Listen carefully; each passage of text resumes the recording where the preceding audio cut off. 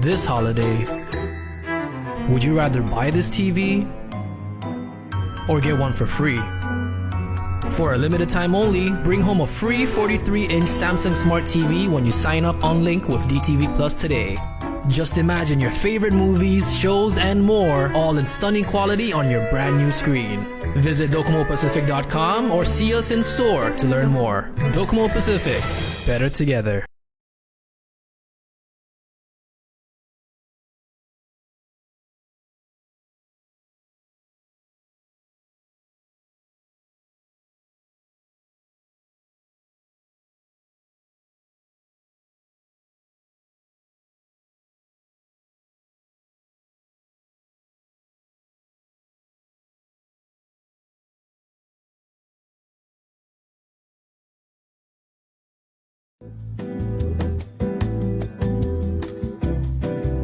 Kandit News is brought to you by 76 Circle K Guam.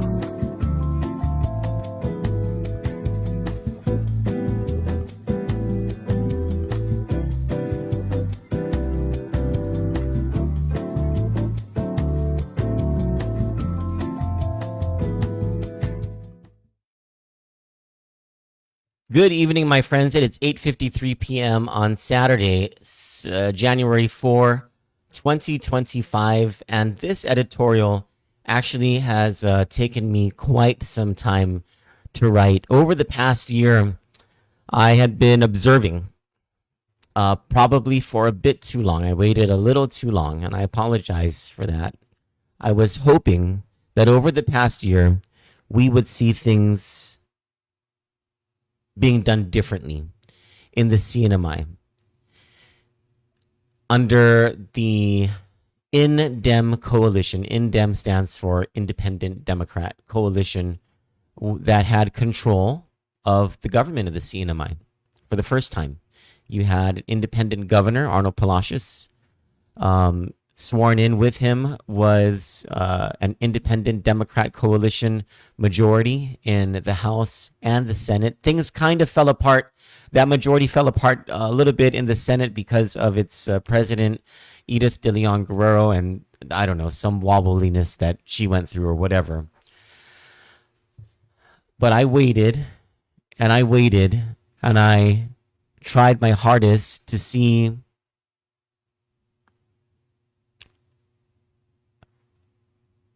where I could be wrong and what my gut was telling me.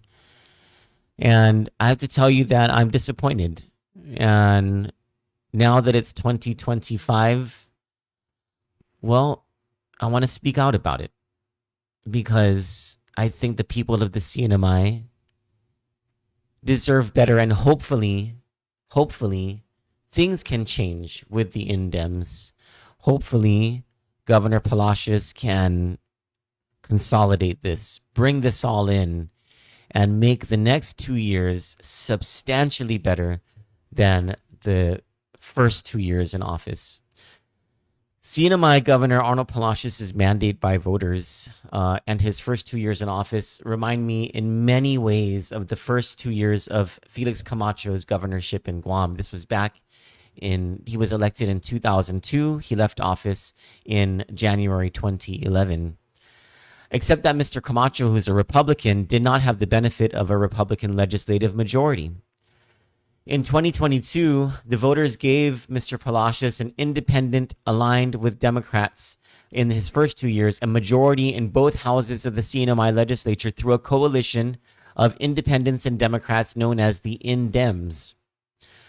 What they stood for and what propelled them to victory was a singular message. We're not Ralph Torres. We are anti-corruption, and we have a plan to get us through the wreckage of the Torres era. It's been 2 years, and the INDEMs have thus far failed. There's no other way of putting it. What's worse is that the CNMI Democratic Party, which rose to prominence on its loud campaign against corruption, has collectively become a silent agent of the status quo. So much for hope. It's as though the party was only interested in getting its candidates elected and then abandoned the struggle for righteousness once it was in power. Like Governor Camacho, Governor Palacios came to office with a budget deficit greater than annual local revenues and projected cash revenues substantially lower than operating costs. Both had the untenable job of stabilizing the government following gross mismanagement by the previous party in power and major destruction from natural disasters. Both struggled to make basic payroll and had to call for the rank and file and the community to sacrifice until it hurt and then sacrifice some more. Both managed to bring a semblance of calm and stabilization in their first 2 years in office, despite the sacrifices, the political opposition, and most importantly, the economic realities facing the everyday family. Both prioritized and relied on the inflows of federal grants and influx of military spending to start off economic growth from their starting point of stagnation. Both managed to secure federal grants and leverage local funding to undertake major infrastructure improvements despite the economic decline. The CNMI governor even fended off mounting pressure from the typical elite to increase Chinese Communist Party influence in Saipan, and Rota. The problem is that while both of them were doing the good, steady work to bring hope back into the public consciousness, both of their administrations engaged in conduct that sent the wrong message to people who were hoping that things would be different, undercutting confidence in an otherwise excellent agenda of governance and rebuilding. So many of the distractions that Governor Camacho faced as he dealt with the cash crisis and his message of sacrifice came from questions about his administration's ill-advised decisions to hire some people who did not seem qualified for management positions, publicly paid travel that seemed excessive, pay raises to some as everyone else in the government suffered a 32-hour work week, and special favors for others while the entire island faced a 50% increase in the gross receipts tax at the time. That tax increase passed on the premise of a collective sacrifice in order to save the government from insolvency. And while the questionable travel, hiring, pay raises, and special favors amounted to only negligible expenditures, it was the message that business as usual remained, that had a debilitating and eroding effect on a good governor who was trying earnestly to do good things for the people. I'm sure people in the CNMI see the parallels. Because the question that keeps coming to us at Kandit from people in Saipan, and Rota is, what has changed? It's very much true that the boogeyman of CNMI government, Ralph Torres, is no longer in power, and that Arnold Palacios is not the corrupt governor Mr. Torres was. That alone is remarkable from our standpoint. But from the perspective of the everyday suffering, struggling CNMI resident, the question, what's next, is relevant and is perplexing. Austerity cutbacks in government work hours was a necessary and noble policy that Mr. Palacios implemented to keep the ship of state afloat. But its nobility was cut down by the pay raises only a special few received, the hiring of people into positions for which they are not qualified and certainly were not the best and brightest. As the rank and file and their families endured lower pay, they had to have looked at the members of the Cannabis Commission and wondered what kind of work they were doing to merit a monthly $4,500 paycheck. Why are there even casino commissioners? There's no casino. Why is gambling still legal in the CNMI after the INDEMs marched to the polls on the promise of change predicated on their seeming disgust with how casino gambling ruined the CNMI economy? Why are the utilities ratepayers forking out their money to pay the government's debt to the Commonwealth Utilities Commission that was amassed during the Torres administration? Then there was the corruption prosecutor, Jim Kingman. He has needed certain tools in order to prosecute Mr. Torres and his gang. Yet the INDEMs, having control of both houses of the legislature, failed to provide him those tools. It passed in the House, but it didn't pass in the Senate. What happened to Democrat-turned-independent Senator Karina Mogofnia and her long-winded promises of battling corruption? How about Democrat-turned-whatever party Senator Edith De Leon Guerrero? What happened to the work that independent Representative Ralph Yumul was supposed to do to investigate Governor Torres' corrupt use of federal pandemic funds? Was it all just some dog and pony show? What about the rest of the members of the House, which has been controlled by a super majority of the INDEM coalition? The Commonwealth Legislature's INDEMs have a lot of explaining to do and are a major reason the governor looks bad to so many people who counted on them and are now disappointed at the lack of action. It is the lack of progress that is searing to so many. The governor is doing his part by courting federal grantors and the military to infuse cash into the Commonwealth, but both he and the legislature have missed the mark on economic policy that can be sustainable. Every time we observe a member of the legislature or the administration applaud Mariana's Visitors Authority, we wonder what planet they're living on. You give kudos to people who do their jobs. The benchmark for a job well done is surplus outcome. All MVA has done the past 2 years is spend a crap load of money, travel to exotic resort destinations on the public dime, and bitch about their Fantasyland longing for a globally retracted, locally dead Chinese tourism economy. And the outcome? Take a look at Garapan and tell me whether MVA deserves to be applauded. The legislature, if they were actually committed to reform and good governance, should have abolished MVA and appropriated marketing funds to actually qualified marketing firms in Korea and Japan to convince travelers to choose Saipan. The governor should have pushed for this.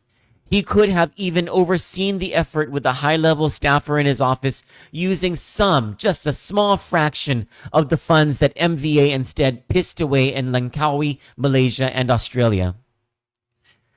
Senator Donald Manglona had a bill that languished in the Senate that would have allowed the CNMIs estimated to be thousands of undocumented residents to get driver's licenses. Do you realize how much of a game changer that would be? Do you understand how that simple authorization can kickstart economic growth and increase government revenues, not to mention the safety factor?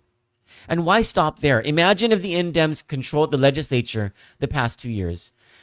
Passed a statute that would allow the undocumented to get business licenses. All of the black market services that these undocumented currently provide, even to members of the legislature. I'm talking about stuff like paying them $100 for a day of labor work or paying them to do your nails. Let's not pretend that this gigantic black market doesn't exist. Imagine if they got business licenses and legitimized those services. Imagine the amount of money that would circulate legitimately into the economy and the income that would be taxed, further revenue into the government. And speaking of business licenses, the INDEMs have been too busy doing who knows what the past 2 years that they failed to reform the CNMI's overly burdensome business license process. Zoning, anybody?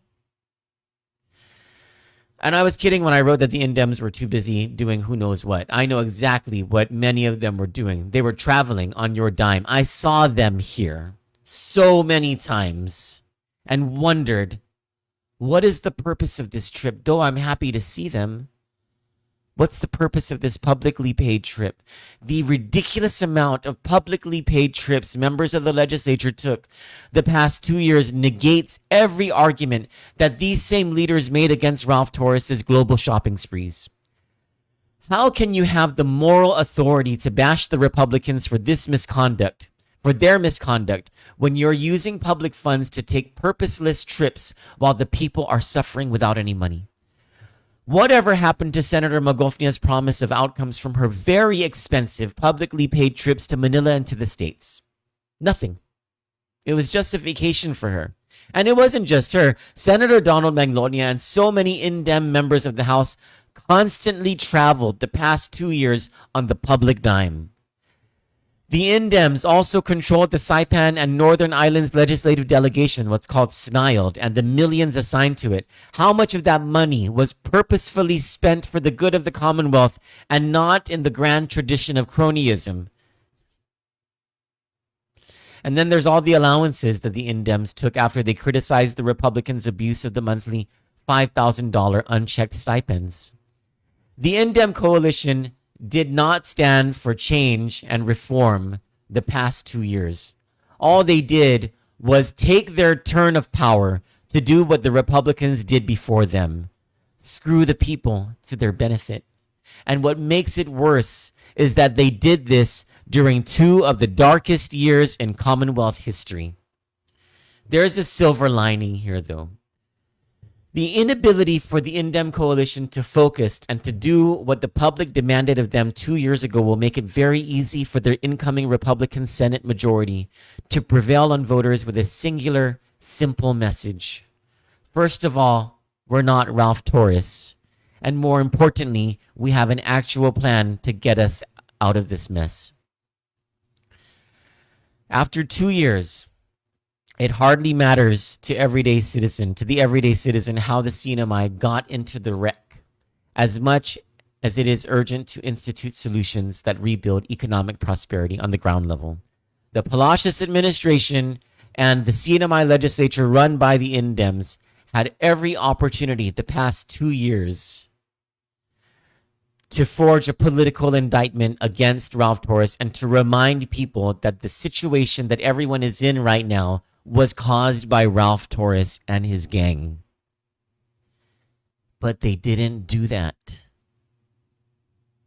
They didn't properly use the political system and help the criminal justice system to bring Ralph Torres to justice because they were busy benefiting themselves, many of these INDEMs.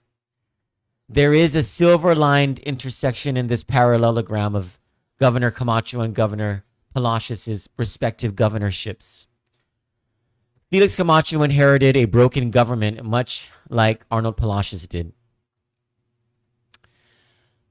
Both were forced by unavoidable circumstances to do unpopular things like cut government employees' pay, raise taxes, and ask everyone to sacrifice until the government could stabilize and the economy could recover. Felix Camacho ended up winning re-election against all odds. By his second term in office, he had presided over tremendous economic growth, rehabilitation of tourism, unqualified clean financial audits, new ambulances, fire trucks and police cars, 5,000 new affordable housing units, 5 brand new schools, and a whole lot more. There is only one reason, though, real reason, that he won re-election in 2006, and that was before all those good things happened, when the island was still struggling to recover. And that reason is that Felix Camacho is a good man, and everyone knew it. Arnold Palacios is a good man and a good governor.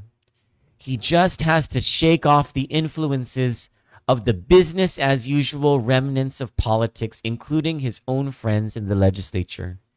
He has no choice but to call out cronyism and corruption, especially when it is committed by members of his own coalition, because the people are not stupid. If the INDEMs continue down this road, the people will know it was all a sham. For Kandit News, I'm Troy Torres. God bless you, and good night.